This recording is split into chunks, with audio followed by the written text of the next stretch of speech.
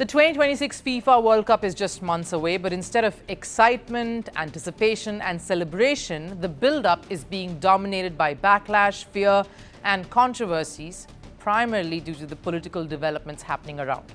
What began as criticism over sky-high ticket prices and visa uncertainty has now escalated into calls for a complete boycott of the World Cup. And the trigger this time was a woman's killing.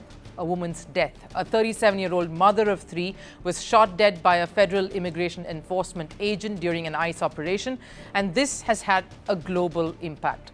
It's ignited protests across the United States and has triggered a wave of fear among international football fans.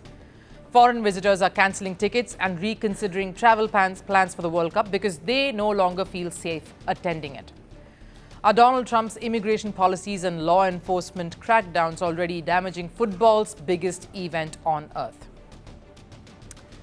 Now, when the United States was awarded co-hosting rights for the 2026 FIFA World Cup, it was meant to be a watershed moment, a chance for football to finally crack that American market. Instead, the build-up has become anything but celebratory. Because from the moment Donald Trump returned to office, concerns started piling. Travel bans, strict visa scrutiny, aggressive immigration enforcement. Even before ticket sales opened, fans from several countries were already questioning, will we even be allowed to enter the US? And now those doubts have turned into fear. It's okay, we don't change our plates every morning, just so you know. That's fine, dude. I'm not mad, you know. It'll be the same plate when you come talk to us later. That's fine. US citizen. You want to come at us? I say go get your... Get out of the car. Oh!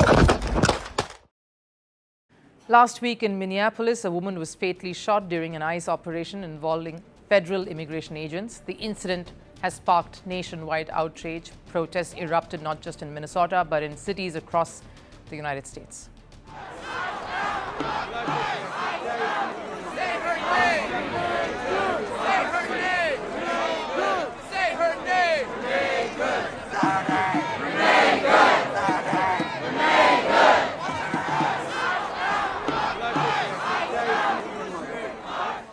What was once a domestic law enforcement issue has now become a global talking point because international football fans are watching all of this and very closely.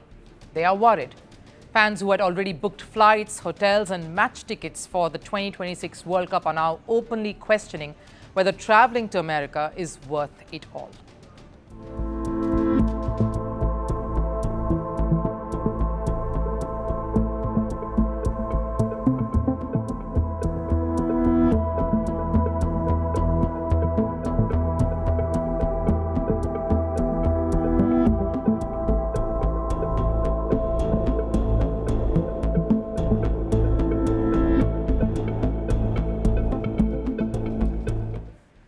The most notable stance is from Mohammed Safa, a Lebanese diplomat. Clearly, it isn't just fans, officials as well are turning away from the grand event. And for FIFA, this could not come at a worse time because the 2026 World Cup was already under a lot of pressure.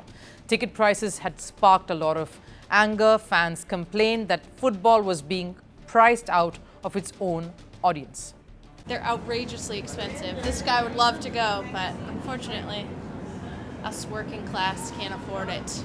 I know they're a lot more than World Cups past, which I know has turned off me and a lot of my friends from at least in the first couple rounds here of tickets. We've foregone getting any. Kind of hoping maybe closer to the games that they fall off in price. I think they're pretty insane, honestly. You know, I've been a long-time soccer fan, been watching since I was a kid. I remember watching the World Cup back in 2010, 2014, and I was pretty excited to watch this year and go to some of these games. But, you know, even though I have adult money, I can't really afford some of these tickets, which is just insane for the everyday fans. FIFA responded, insisting that demand was record-breaking, claiming millions of ticket requests had come in. That narrative helped calm down the storm considerably. But this crisis, this is different because this is no longer about money or logistics. This is about safety and security. And fear is something no marketing campaign can really fix. What makes the situation even more ironic is Donald Trump's own past statements. Not too long ago, Trump threatened to move World Cup matches out of cities like Boston, arguing they were unsafe. Now the tables have turned rather dramatically. It's not American cities questioning safety anymore, it's the world questioning America. And remember, the 2026 World Cup is the largest ever. 48 teams, 3 host nations, millions of traveling fans wanting to come over. If even a fraction of international supporters choose to stay away, the impact will be huge. Empty seats, damaged atmosphere, revenue loss, and a reputational blow to FIFA and US football alike. For an event meant to unite the world, the optics couldn't be worse. Now, the 2026 FIFA World Cup was supposed to be football's grand arrival in America. Instead, it is fast becoming a tournament overshadowed by politics, fear, and deepening divides. America has already shut its doors to more than 20 countries through travel bans. Now, fans are responding with a ban of their own. And as the tournament draws closer, that list is only getting longer. No matter how loudly FIFA or the US administration denies all of it, reality is becoming a little hard to ignore.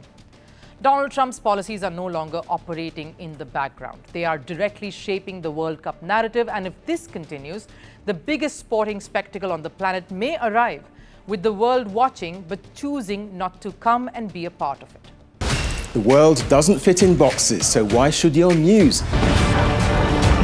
From battlefields to negotiation tables, from internet outrage to real-world injustice. The conversations everyone is having and the ones they're avoiding. It's the same show, but this new year, Firstpost America gets a new look. I'm Kerry Johnston, and this is Firstpost America.